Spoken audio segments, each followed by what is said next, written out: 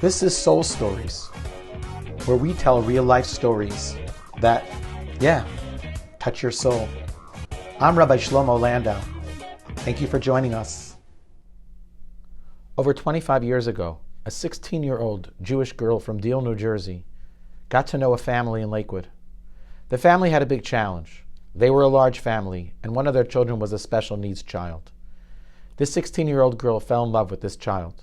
And while the child caused the parents a tremendous amount of time and a tremendous investment of resources, she began to assist the family, to alleviate them from some of the craziness. She'd come over after school, she would bathe the child and give the child dinner, get the child into pajamas so that the mother could focus on giving the rest of the children the attention they need: homework, supper, quality time, bedtime. And slowly but surely, other friends of this particular family began hearing about this very special young woman and the incredible service that she was providing for this family. And they too called. 3 families, 4 families, 5 families, 6 families. Janine galvanized a few of her friends and began to provide care for some of the other families as well. It was just a few teenage girls trying to help other people. That's all that it was. But before they knew it, they realized that there was a tremendous need, and they began to try to form a summer camp. That summer camp was tremendously successful, but the need for assistance for families with special needs children just kept on growing. And Janine and her friends realized that they were not equipped in their current situation to really impact. And so they decided they needed a home, they needed a place, and they wanted to rent a space where they could provide respite to all these families, where they could do summer camp and all kinds of different programming. They spoke to a noted community activist who laughed them off and said, "When you're adults, come back and we can have a conversation." This infuriated Janine. She knew there was a need, and she knew something had to be done. So her and her friends went and they located a space, and they convinced the owner to give them that particular space. And thus they launched a beautiful place for children to spend quality time, special needs children, and more importantly, for their parents to receive a respite. Fast forward a bunch of years later, this model of providing parents with an opportunity in the evening to take care of the rest of their family, of bathing the special needs child, of getting them dressed into pajamas, of getting them ready for bed, and hundreds of other programs and initiatives, not just for the special needs children, but for their families, is a star in the Lakewood Jewish community. And that star is called the Special Children's Center. They service hundreds and hundreds of children and have a multi-million-dollar budget. All the brainchild of a young girl, Janine, who saw a need and decided to do something about it. How many people do we know that are 16-year-olds that see the need and don't do anything? Or even if they do something, but they don't have a dream. Yet Janine, for some reason, saw that there was a need, and she never gave up relentlessly. She pursued, she persevered. And today, the Special Children's Center is one of the most special places in the Jewish world.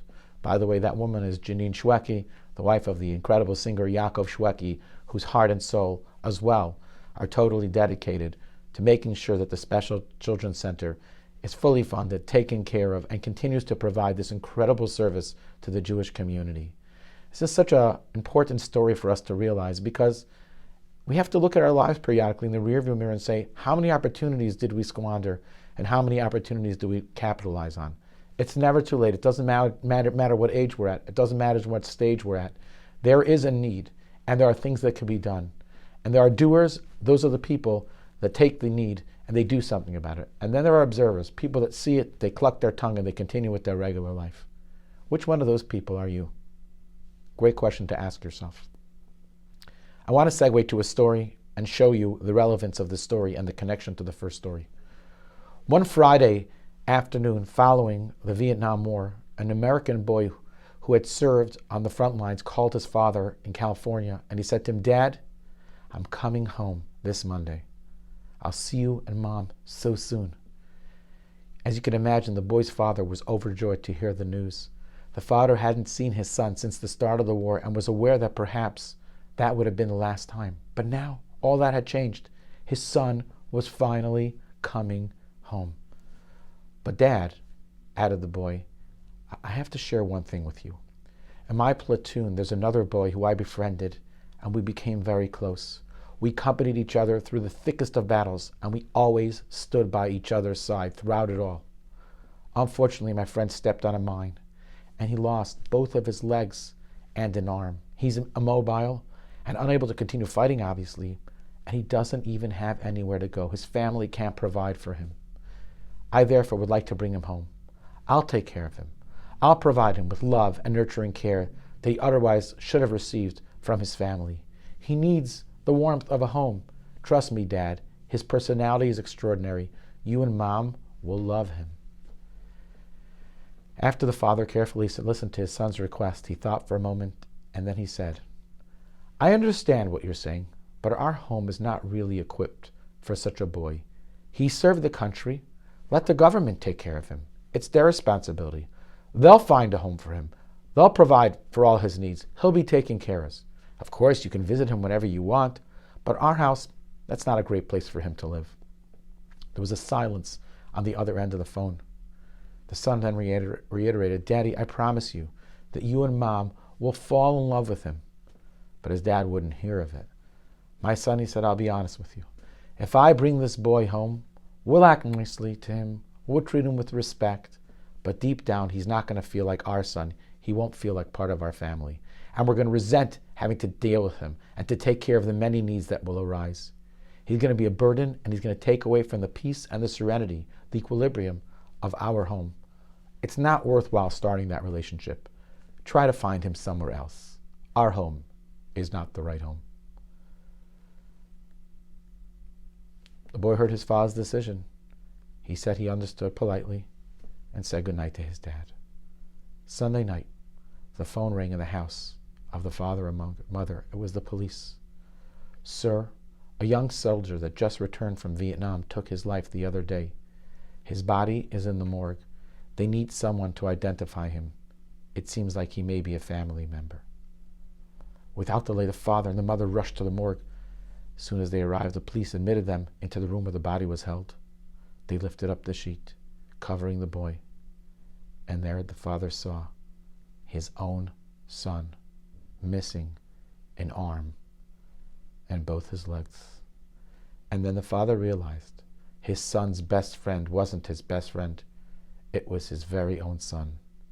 The boy his son wished to bring home was none other than himself.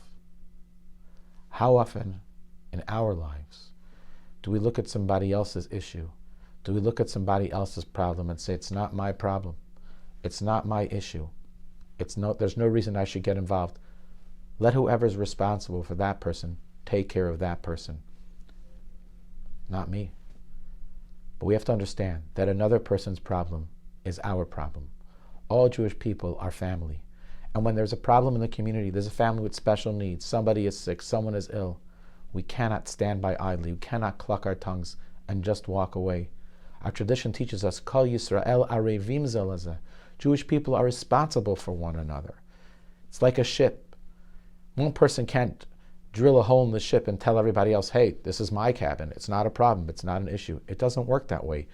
If the ship has a hole, the whole ship begins to list and then eventually sink. If there's a hole in our community, if there's a void in our community, it's our responsibility. And we need to step up to the task, and we need to do what needs to be done. A 16-year-old girl did it. There's no reason that we cannot. Which brings us to our final and most amazing story, which I heard firsthand. In our community, there were two young ladies that lost their father when they were teenagers, and then eventually they lost their mother, and they didn't have either parent. And a wonderful, amazing family in the community took them in so that they could have a place to sit Shiva, to mourn throughout the Shiva, the 7 days of mourning. I went to pray at that Shiva house. We wanted to have a minyan, we wanted to have a quorum. It's the right thing to do. It was just the two girls, but still the right thing to have a minyan in the house of a Shiva. And I went to that house to pray with them multiple times. I came in one morning of the Shiva, and the host looks at me and he says, you're not going to believe what happened last night. We'll talk to you about it after services. And he shares with me the most remarkable story. He says, last night at about 10ish, there was a knock at the front door. We'd already stopped Shiva. It was after hours. We were all settling down. But someone was at the door, so I went to the front door. And I look through the peephole, and I see the strangest thing. It's a woman, and she's wearing a mask. I was very taken aback. You have to understand, in our community, 10 o'clock is considered midnight in most other communities. I opened the door a crack, and I said, "Who are you, and what do you want?" And she says, "Is this the Shiva house where those two young ladies who lost their father and their mother are sitting Shiva?" He says, "Yes." "What do you want?" She says, "Please, I just made a long journey from Brooklyn to talk to the young ladies. Can you ask them if it's okay? I'm sorry it's so late." He said, "Let me check." And he went to the girls, and they said, "No problem." They came back out, and they sat down in the salon, and she sat across from them, and she shared who she was. She said, "My deepest apologies for coming so late, but you have to understand something. I'm a burn victim, and I'm terribly wounded. I'm terribly hurt. And the drive from Brooklyn all the way here is a long drive, and every bump and every stop is agony for me. So I had to find somebody who could drive me, who had a rather larger car, but more importantly, could drive slowly, so that the journey shouldn't be as pain-filled. I'm sorry I came so late. I was hoping we can make it here earlier." And she shared that her name is Gail Sassoon. Who's Gail Sassoon? Well, many of us know the terrible, horrific story that took place a bunch of years ago where there was a fire on a Friday evening in a home in Flatbush. And the family lost 7 children in one day. Gail, the mom, was in that home on that day as well. And she was severely burned, and she lost 7 of her children in one evening. They knew who she was. They'd heard of her, but they looked at her and said, "I understand, so do we know you?" And then Gail shared something which is so amazing and mind-boggling. She said, "A friend of mine shared that there were 2 young ladies that were sitting Shiva for their second parent. They were orphans. They had no one left. And I thought to myself, no one could tell them, no one could comfort them, no one could say it's going to be okay, because it's not going to be okay.